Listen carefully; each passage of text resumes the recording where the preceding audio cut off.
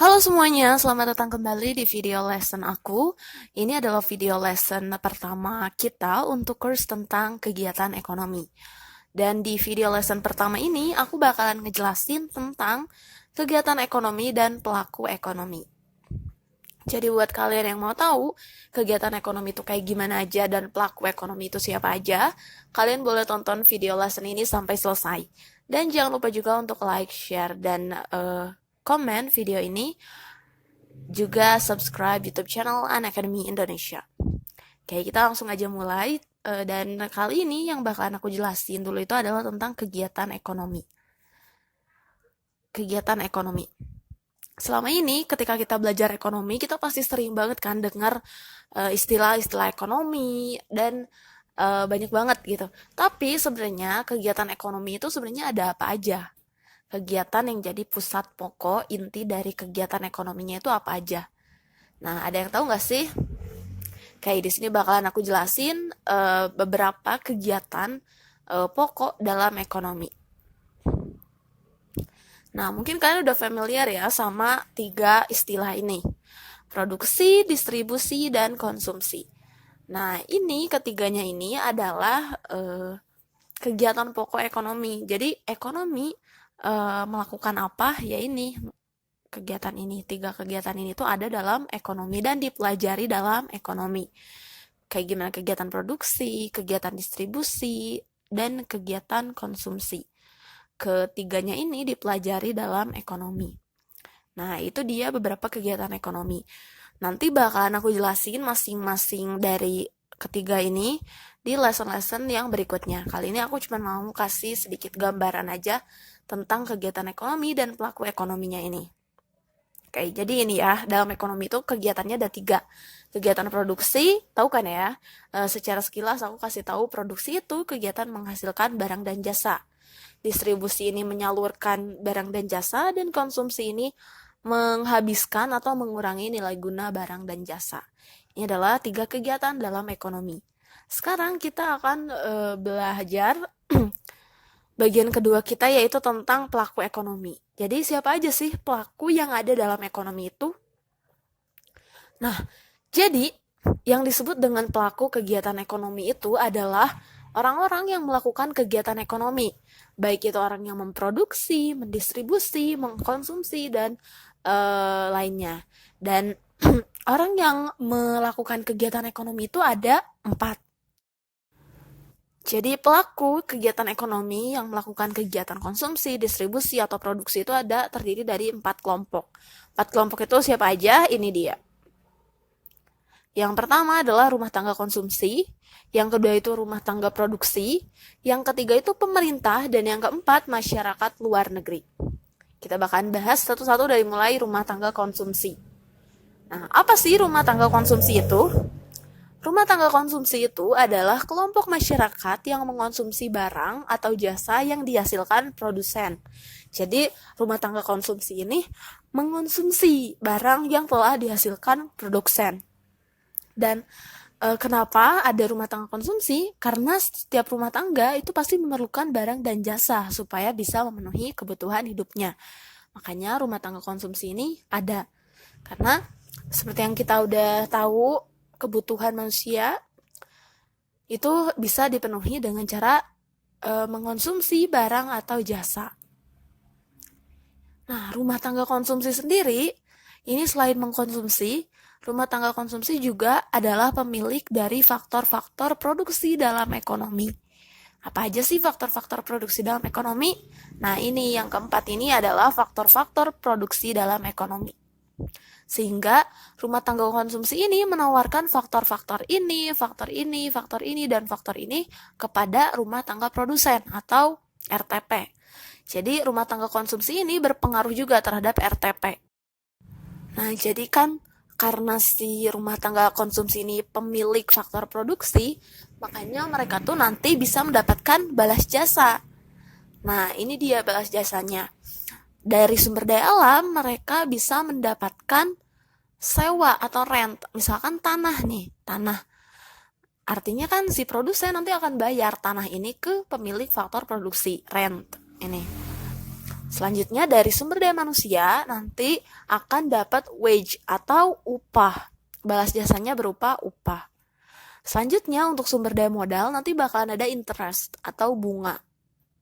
Dan untuk wirausaha, faktor produksi yang dimiliki rumah tangga konsumsi selanjutnya itu adalah wirausaha. Ini akan menghasilkan balas jasa berupa profit. Nah, dari ini kan penghasilan mereka ya, ini dan ini tuh penghasilan si rumah tangga konsumsi. Penghasilan ini digunakan untuk mengonsumsi barang atau jasa yang dihasilkan produsen. Jadi sebenarnya muter. Rumah tangga produsen itu bayar ke rumah tangga konsumsi untuk ini.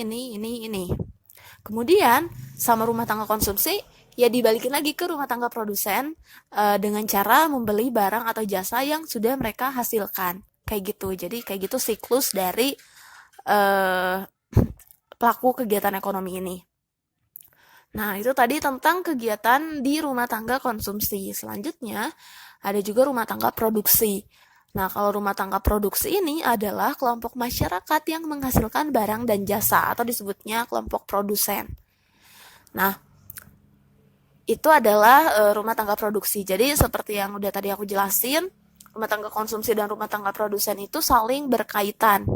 Jadi, rumah tangga konsumsi sebagai pemilik faktor produksi itu menyediakan faktor produksi yang dibutuhkan, dan rumah tangga produksi juga membayar ke rumah tangga konsumsi sebagai balas jasa karena menggunakan faktor-faktor produksinya. Paham ya?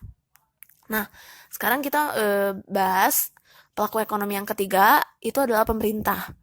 Nah, di sini pemerintah dalam kegiatan ekonomi itu adalah pelaku ekonomi yang lebih ke mengatur, mengamankan, dan mengendalikan perekonomian suatu harga.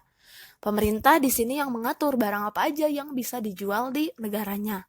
Kemudian mengamankan kalau ada misalkan barang yang nggak sesuai ketentuan. Kemudian mengendalikan juga perekonomian suatu negara. Jadi jangan sampai harganya misalkan naik semua. Dan itu peran pemerintah untuk mengontrol harga-harga itu, harga-harga yang ada di pasar supaya tetap stabil. Seperti itu. Itu adalah peran atau pemerintah sebagai pelaku kegiatan ekonomi. Selanjutnya yang terakhir, pelaku kegiatan ekonomi yang terakhir itu adalah masyarakat luar negeri. Nah, kenapa masyarakat luar negeri di sini merupakan pelaku kegiatan ekonomi suatu negara? Nah, ini terjadi karena pelaku masyarakat luar negeri ini berkontribusi dalam menjalankan ekonomi suatu negara. Jadi, suatu negara itu kan nggak akan bisa melakukan urusan ekonominya tanpa campur tangan negara lain. Pasti selalu ada. Nah, makanya peran masyarakat luar negeri di sini bisa dikategorikan sebagai pelaku ekonomi. Karena mereka juga berkontribusi ada dalam proses kegiatan ekonomi ini.